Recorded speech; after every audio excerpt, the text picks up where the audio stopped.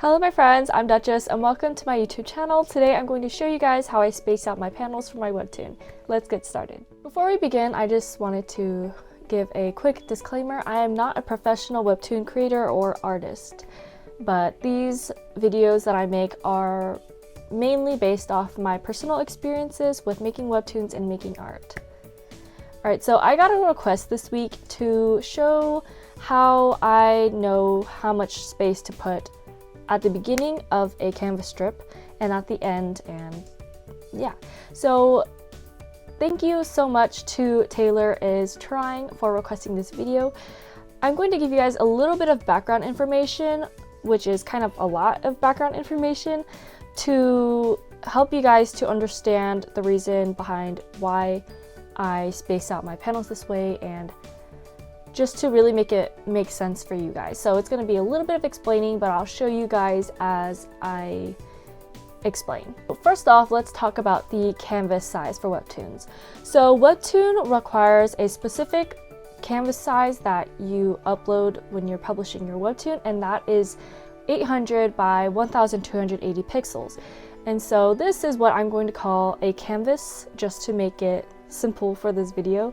So this is a canvas, and this is the regular size that they require. Now, what is a panel? Because people talk about panels all the time, right? But it's not always exactly certain what they're talking about when they're referring to a panel. And so what a panel is, it's a single drawing on a canvas. So it doesn't even have to be the 800 by 1280.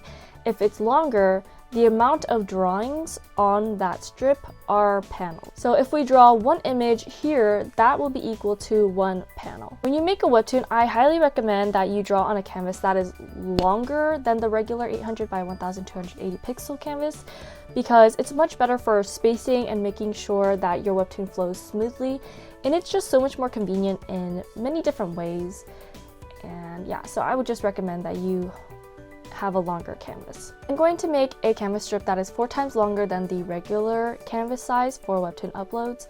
I'm going to keep the width the same because that won't change, but the length, the height will be much larger than the regular size. And since it's going to be 4 times longer because it's 4 canvases instead of just one, it's going to be the 1280 pixels times 4. And so that'll give me 5120. I'll call this new size Webtoon 4X, just so we're clear about what it's called. For my webtoon, I try to stay as consistent as possible with the spacing and the paneling, and I do this by using the drawing grid option, the drawing guide in Procreate. So first I go to the actions tool, which is the wrench button at the top left. There are several different options, but I'm going to click on the canvas one. Then click on the switch for the drawing guide.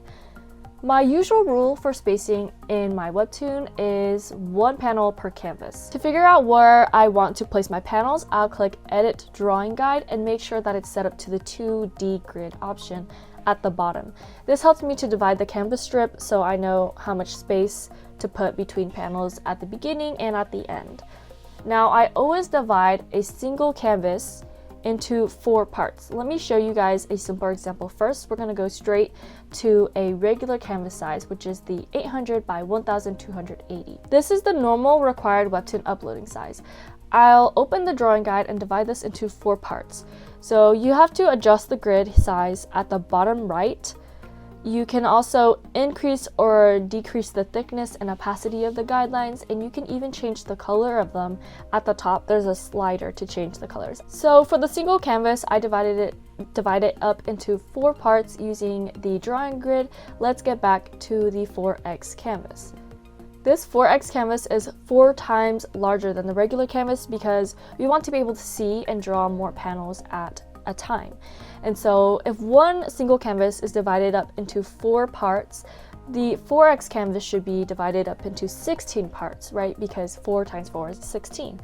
And there are 2 ways to divide it up into 16 parts. One way you can do this is by readjusting the grid size like I mentioned earlier. You just have to check to make sure that you have the 16 sections at the end.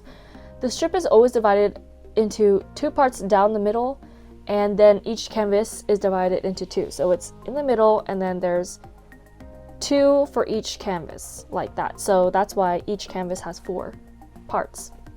Now we can see that this is really a 4x canvas. Another way to do this is by doing some math. Some of you guys might prefer the first way, but I personally like the second way because it's easier and more accurate. It's easier, but you just have to kind of know how to do the math.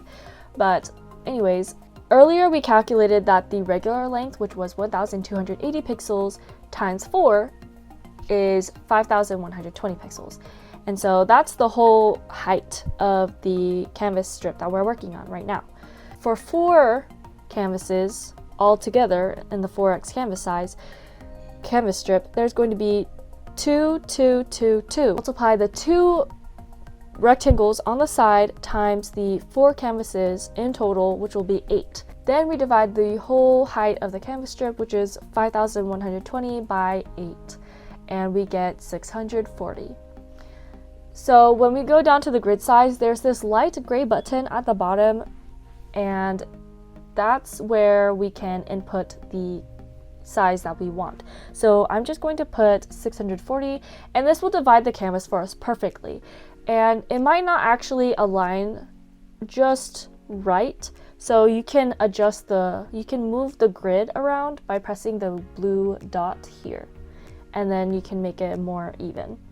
Now for the paneling, as I said before, I prefer to do 1 panel per canvas.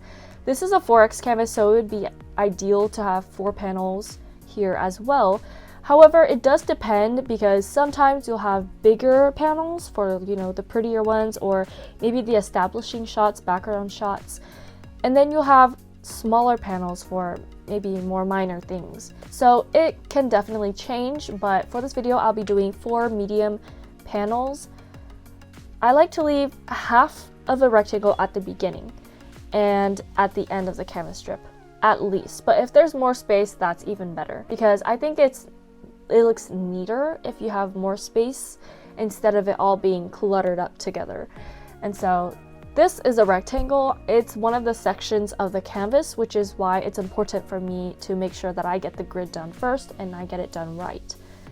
I think it's better to have more space at the beginning and at the end, which is why I started making my webtoon with the 12x canvases, but this works too. 4x canvas is pretty good. I used to use the 4x canvas not too long ago, but I started working with the 12x and I'm really happy with it, so it's really up to you guys. Now in between each panel, I like to leave half or even a full rectangle in between, but never usually more than a whole rectangle.